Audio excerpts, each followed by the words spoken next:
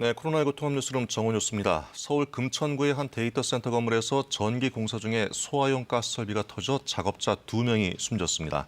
이 건물 지하 3층에서 발생했는데 소방당국은 대응 1단계를 발령하고 현장 수습을 벌이고 있습니다. 자세한 소식 현장 나가 있는 취재 기자 연결합니다. 김용준 기자, 구조 작업이 아직 진행 중입니까? 네, 구조 작업은 거의 마무리 단계입니다. 현재는 사고 현장을 통제하고 지하 3층에 혹시나 추가적으로 구조가 필요한 사람이 있는지 막바지 수색 작업을 벌이고 있습니다. 오늘 공사에 투입된 사람들은 모두 52명이었는데요. 이 중에서 대부분은 사고 발생 후에 자력으로 대피했지만 그러지 못했던 사람들이 인명피해를 입었습니다.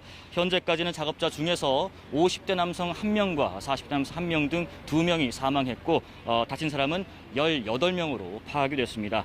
이 중에서 중상자 2명은 심폐소생술을 실시한 결과 현재 맥박과 호흡이 정상적으로 돌아오고 있는 것으로 전해졌습니다. 다친 사람들은 모두 병원으로 이송된 상태입니다. 현재까지 파악된 사고 경위를 간략하게 설명드리겠습니다. 사고가 난 이곳은 지난 6월에 준공된 지상 10층, 지하 5층의 신축 건물입니다. 오늘은 지하 3층에서 이 전산실 확장 공사를 진행하고 있었는데요. 소방당국은 이 과정에서 소화 설비인 이산화탄소 설비가 터졌다고 설명을 했습니다. 근데 구체적으로 어떤 전기 작업을 했고 또 그 과정에서 왜 소화 설비가 터졌는지 소방당국은 정확한 사고 경위를 파악하고 있습니다. 이 설비가 터지면서 오늘 누출된 이산화탄소 양은 병으로 따지면 모두 123병 분량, 무게로는 58kg이라고 관계자가 설명을 했습니다. 이 가스가 건물 외부로 유출됐을 가능성에 대비해서 이 현장에는 원거리 가스 측정 장비 같은 특수 장비가 동원되기도 했습니다. 일단 현재까지는 더 이상의 가스가 새어나오지는 않는 것으로 파악되고 있는데요. 추가적인 소식 들어온 대로 계속 전해드리겠습니다. 지금까지 서울 금천구 사고 현장에서 KBS 뉴스 김용준입니다. 네, 더불어민주당 이재명 대선 후보와 이낙연 전 대표가 내일 오후 2시 서울 종로구 안국동의 한 찻집에서 만나기로 했습니다. 내일 두 사람이 회동하면 지난 10일 민주당 대선 후보 최종 경선 이후 2주 만에 만나는 것입니다. 이재명 후보는 모레 경기도지사직에서 물러날 예정인데 문재인 대통령과의 면담은 해외 순방 출발일인 28일 이전에 이뤄질 가능성이 커졌습니다.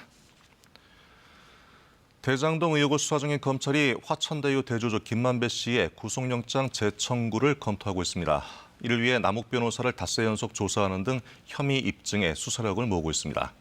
한편 검찰이 유동규 전 성남도시개발공사 본부장을 기소하면서 배임 혐의를 제외한 것을 놓고 논란이 일고 있는데요.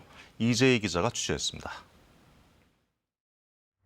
유동규 전 성남도시개발공사 본부장을 뇌물 혐의 등으로 기소한 검찰. 전담 수사팀 출범 약 3주 만에 첫 기소를 한 검찰은 한 차례 구속영장이 기각된 화천대유 대주주 김만배 씨에 대해 영장 재청구를 검토 중입니다. 김 씨의 혐의 입증을 위해 의혹의 또 다른 핵심 인물 남욱 변호사를 어제까지 닷새 연속 조사했습니다. 남 씨와 정영학 회계사는 검찰 조사에서 김 씨가 모든 일을 주도했다는 취지로 진술한 것으로 알려졌습니다. 주말 사이 검찰이 이들을 추가 조사할 가능성도 열려 있습니다. 한편 검찰이 유동규 씨를 재판에 넘기면서 배임 혐의를 제외한 것을 놓고 논란이 일고 있습니다. 구속돼 적시했던 혐의를 기소하지 못하는 건 흔치 않은 경우입니다. 검찰이 수사가 미진하단 걸 자인한 것 아니냐는 지적이 나옵니다. 검찰이 정치적 부담을 느껴 판단에 신중을 기하고 있다는 해석도 있습니다. 유 씨를 배임 혐의로 기소하려면 결국 대장동 개발 사업의 최종 결재권자였던 이재명 당시 성남시장에겐 책임이 없는 건지 따져볼 수밖에 없기 때문입니다. KBS 뉴스 이재희입니다. 네, 유엔이 파견한 북한 특별인권보고관이 북한 주민들의 고통스러운 실태를 알리면서 유엔이 대북 제재 완화를 재검토해야 한다고 주장했습니다.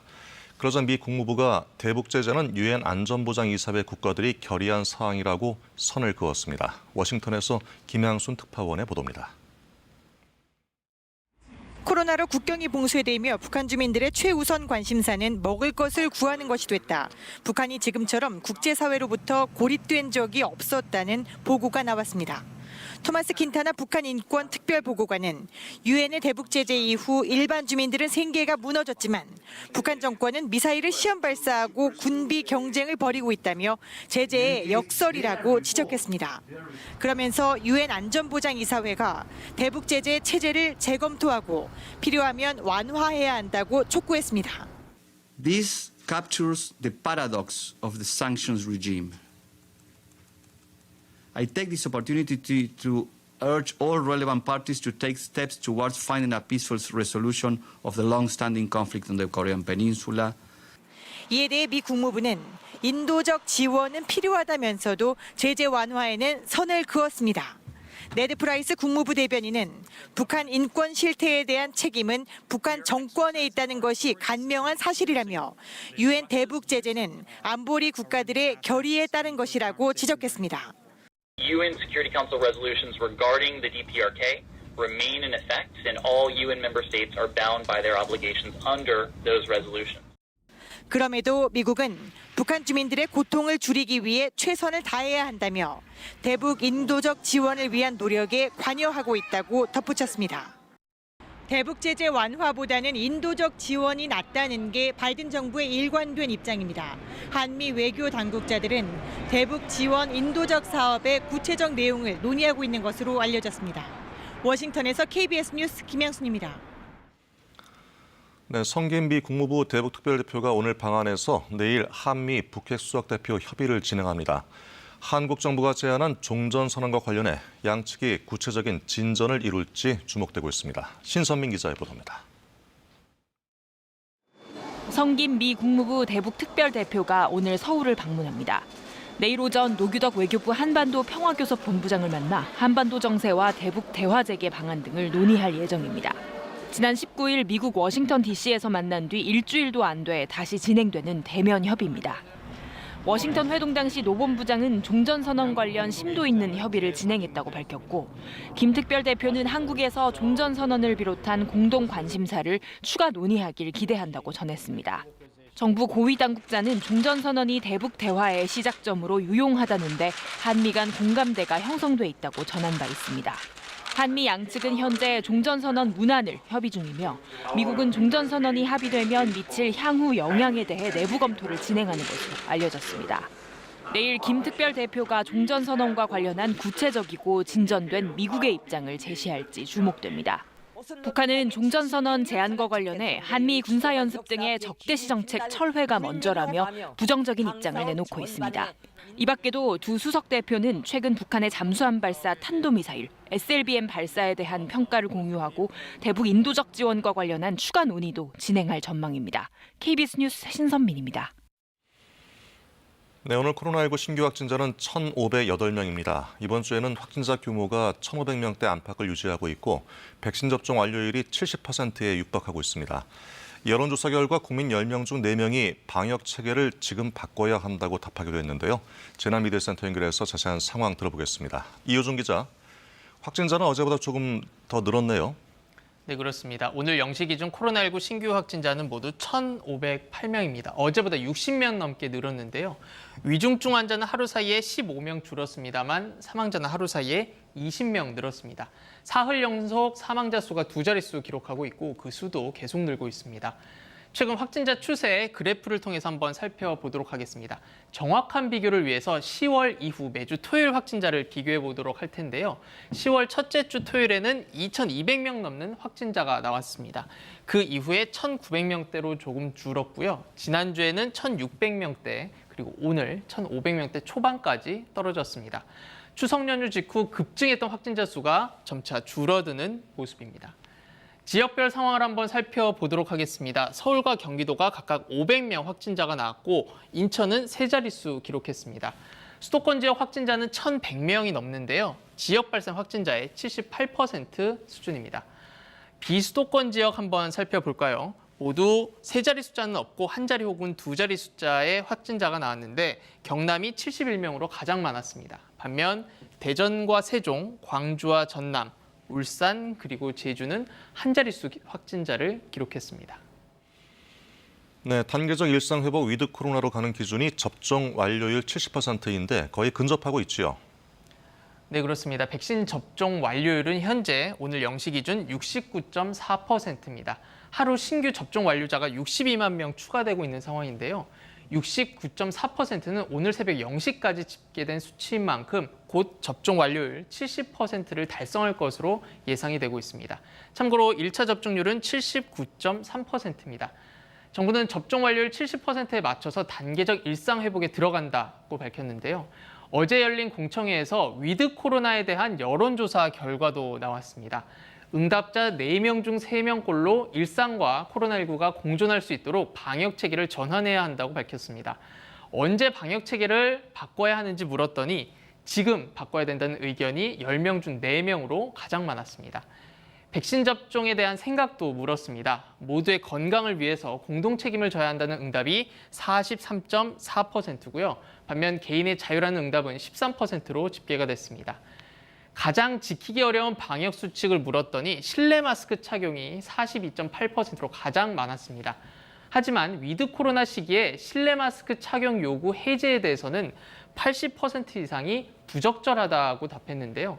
이 지키기 어렵습니다만 코로나 바이러스의 가장 안전하고 효율적인 수단이 마스크 착용이라는 것이 여론조사 결과에서도 잘 나오고 있습니다.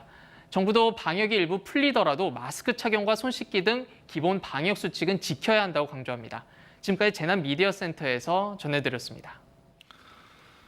네, 이번엔 의학 전문 기자와 함께 코로나 관련 상황 짚어보겠습니다. 이충원 기자, 조금 전에 얘기 나왔지만은 정부의 접종 완료 목표가 70%인데 오늘 달성될 것 같죠? 예, 한 30만 명 정도 오늘 2차 접종을 하게 되면 70% 목표를 오늘 달성할 수 있을 것으로 보입니다. 네. 지난주 토요일도 30만 명 넘게 접종을 했기 때문에 2차 접종을 오늘 아마 70%를 돌파할 것으로 지금 예상되고 있습니다. 네, 접종 완료율 70%는 어떤 의미로 볼 수 있을까요?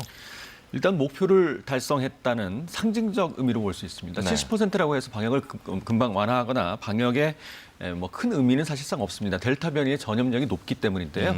다만 수급 문제 등 갖가지 어려움을 겪었잖아요. 백신 접종에서. 그렇죠. 그런 어려움을 이기고 목표를 달성했다. 또 접종 의사가 있는 모든 국민에게 접종 기회를 제공했다라는 의미도 있습니다. 네. 또 안전성 논란이 상당히 심했는데 이런 논란에도 불구하고 백신 접종이 우리 사회를 지킨다는 사회적 합의를 통해서 목표를 달성했다는 그런 의미를 둘 수 있겠습니다. 네, 그래도 아직 미접종자가 많은 상황인데 접종을 독려할 수 있는 방법 어떤 게 있을까요?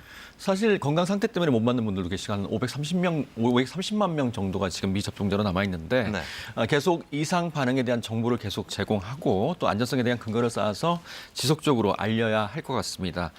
보상을 좀 강화하는 그런 방안도 나왔었지만 국민들의 눈으로는 조금 부족해 보이거든요. 그래서 그런 이상 반응의 인정 범위를 조금 더 확대를 해야 될 것 같습니다. 네, 지금 정부에서는 위드 코로나의 밑그림을 그리고 있는데 고통이 심했던 업종부터 제한을 풀겠다고 밝혔죠. 일단 식당, 카페, 다중이용시설의 영업시간 제한은 풀 것 같습니다. 네. 또 유흥시설이 지금 문을 닫고 있잖아요. 4단계에서는. 그런데 오랫동안. 영업을 허용을 하고 대신 백신 접종 증명서나 또는 뭐 건강 상태 때문에 맞지 못하는 분들한테는 미접종자들은 음성 확인서를 제출하면 네. 들어갈 수 있도록 그렇게 허용할 것 같습니다. 네. 일단 실내외 마스크 착용은 계속 유지가 될 것 같고요. 12월 들어서는 대규모 행사를 좀 허용을 하고 1월부터는 사적 인원 모임 지금 4단계에서는 8명이잖아요. 네. 이 제한도 풀 것 같습니다. 방역을 완화하게 되면 아무래도 또 확진자가 급증할 수 있지 않겠습니까? 이에 대비해서 필요한 것이 있을 것 같은데요. 어떤 것이 있을까요? 확진자가 늘게 되면 규모가 이제 커지게 되면 중환자도 당연히 늘 수밖에 없습니다. 네. 물론 백신 접종률이 높아지겠지만요. 중환자 수 증가에 대비해서 지금 뭐 많은 중환자실을 마련해 놨지만 일단 의료 전달 체계가 잘 갖춰져야 합니다. 지금 혹시 중환자 중에 지금 산소 마스크를 착용하고 있다가 혹시 인공호흡기가 필요하다 하는 분들은 지금 대학병원으로 이송되고 있어서 잘 치료를 받고 있는 상황인데 공공병원에도 이 중환자, 더 중한 환자가 찰 수가 있습니다. 환자가 늘게 되면 이런 것들에 대한 대비가 필요할 것 같고요. 일단 일상 회복 중에도 중환자실이 한 80% 정도 찼다 그러면 이 서킷 브레이크 같은 걸 좀 발동을 해서 일시적으로 방역을 강화하는 그런 대책도 좀 필요할 것 같습니다. 네, 좀 임기응변이 필요하겠네요. 예. 그리고 정부에서는 접종 완료율 80% 이상이 되면은 마스크도 벗고 완전한 일상생활로의 전환이 가능할 것이라고 밝힌 바 있었는데 가능하겠습니까? 일단 85%를 제시를 했죠. 그러면 인구의 한 80% 정도가 그 방어력을 가질 것이라 예상했는데 사실 85% 접종 완료율은 사실상 우리가 달성할 수 있는 최고의 목표라고 보입니다. 한 내년 1월쯤이 가능하다고 보이는데요. 85%가 된다고 해도 이 델타 변이 때문에 확진자가 생기지 않는 건 아닙니다. 그렇죠. 싱가포르 같은 경우는 거의 84% 지금 접종 완료율인데도 하루 3-4천 명의 확진자가 나오고 있습니다. 다만 싱가포르의 지금 치명률이 0.2%이기 때문에 우리도 곧 접종률이 올라가면 치명률이 많이 독감 수준으로 떨어져서 뭐 일상생활을 할 수 있도록 될 것 같습니다. 알겠습니다. 이충원 기자 잘 들었습니다. 수고하셨습니다. 네, 다음 소식입니다. 북중교역의 관문인 단둥 압록강변에서 한민족 고유의 음식인 김치 축제가 성대하게 열렸습니다. 조선족 동포와 우리 교민들이 김치를 통해서 민족의 일체감을 이루는 계기가 됐는데요. 현지에서 오세균 특파원이 보도합니다. 북한과 압록강을 사이에 둔 북중 접경인 단둥의 압록강변. 코로나19로 닫혔던 김치 축제장이 가을 하늘 아래 활짝 열렸습니다. 교민들은 행사장 한켠에서 김치를 담그느라 손길이 분주합니다. 조선족 동포들도 즉석에서 소금에 절인 배추에 양념을 가득 버무린 김치로 손님을 맞습니다. 今天赶上这个节日了，这第一次过来，看到了，赶上挺好的。这个辣白挺吸引人的，我就买了，喜欢。 이번 김치 축제에는 단둥에 거주하는 중국 동포뿐만 아니라 한민족의 김치를 맛보려는 많은 중국인들이 행사장을 찾았습니다. 이번 김치 축제에는 1000명분의 거대한 비빔밥이 등장해 소비자들의 눈길을 끌었습니다. 또한 전통 국악 공연과 각종 체험 행사들이 펼쳐져 축제를 더욱 풍성하게 했습니다. 이번 축제는 김치를 통해 조선족 동포와 교민이 더욱 결속하는 한마당 잔치가 됐습니다. 단둥은 변경 국가라 해서 사실 우리 한국 사람들이 혼자 이런 행사하기가 참 불편한데 조선족 기업가 협회하고 같이 하게 돼서 이번 행사는 내일까지 사흘 동안 열리며 2만여 명의 시민이 방문할 것으로 예상하고 있습니다. 김치 축제가 단둥의 최대 축제로 자리를 잡아가고 있습니다. 단둥에서 KBS 뉴스 오세균입니다. 네, 한국을 포함한 경제협력개발기구 OECD 회원국 다수가 석탄 화력발전소 신규 사업의 공적 수출 신용 지원을 중단하기로 했습니다. OECD는 현지 시간 22일 배포한 성명에서 제26차 유엔 기후변화협약 당사국 총회를 앞두고 기후변화를 해결하는 차원에서 이러한 합의에 이르렀다고 밝혔습니다. 이번 합의에는 한국을 비롯해 미국, 캐나다, 호주, 뉴질랜드, 일본, 영국과 유럽연합, 노르웨이 등이 참여했습니다. 지금 이 시각 눈이 시리도록 푸른 하늘이 드러나 있습니다. 가을의 마지막 절기인 상강인데요. 오늘은 종일 전국에 쾌청한 하늘이 함께 하겠습니다. 오늘 아침에는 서울 기온 5.7도로 다소 쌀쌀했습니다. 하지만 가을 햇살이 기온을 끌어올리면서 지금 14도 안팎까지 기온이 올랐고요. 앞으로 기온은 조금 더 올라서 오늘 한낮의 서울 기온 18도 예상됩니다. 내일도 전국에는 구름만 가끔 낀 가운데 활동하기 좋은 날씨가 예상됩니다. 지금 내륙 지역에 끼었던 짙은 안개는 대부분 사라졌고요. 푸른 하늘 드러나 있습니다. 오늘 고기압의 영향으로 종일 하늘이 맑겠습니다. 현재 기온은 어제 아침과 비슷하고요. 한낮 기온은 서울이 18도, 강릉 19도, 대구 20도, 광주 20도 예상되고 부산 21도로 어제보다 1, 2도가량 높겠습니다. 바다의 물결은 제주 해상에서 최고 3m, 동해상에서 최고 2.5m로 약간 높게 일겠고 동해안에서는 높은 너울성 파도를 주의하셔야겠습니다. 당분간 맑고 일교차 큰 날씨는 계속되겠습니다. 날씨 정보 전해드렸습니다. 네, 코로나19 통합 뉴스를 마치겠습니다. 고맙습니다.